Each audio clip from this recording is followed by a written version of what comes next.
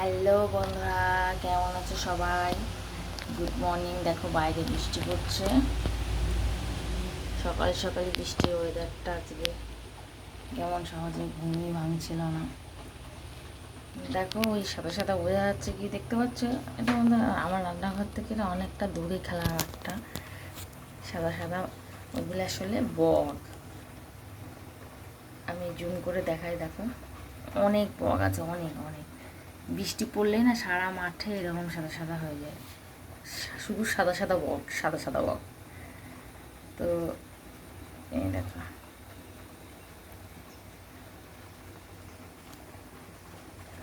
হ্যাঁ, এখন বোঝাই যাচ্ছে না যে ওখানে বক আছে কিনা। যাই হোক, এ দেখো আমার ভাত হচ্ছে। তো গ্যাসের ফ্লেম কিন্তু অনেকটাই হাইতে। আর এই যে সর্ষের তেল, তোমাদের একটা টিপস দেবো আজকে। এ দেখো আমি এই সর্ষের তেল মাখিয়ে নিয়েছি হাতে, এখন আমি চারি সাইড দিয়ে লাগিয়ে দেবো। বাবা কি গরম হয়ে গেছে। যাই হোক, এবার দেখো ভাতটা উতরাবে কিন্তু সাইড দিয়ে পড়বে না। এটা হচ্ছে কি একটা টিপস তোমাদের জন্য, তোমরাও ফলো করে দেখো। অনেক ক্ষেত্রে ভাতের এই উতরালে না পড়ে যায়। তো পড়ে গেলে কি হয়, গ্যাসের আগুনটা না বন্ধ হয়ে যায়। তার জন্য এই টিপসটা দেওয়া।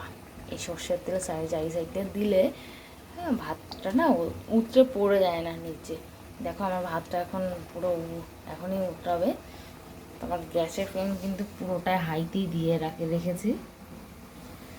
দেখা যাক এখন পড়ে কিনা। এই দেখো, দেখেছো পড়ছে না, অনেকটা হাইতে দেওয়া কিন্তু।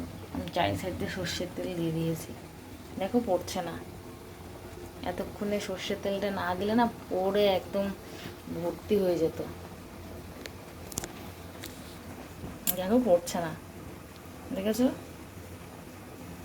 Thank you. চলো টাটা, বাই।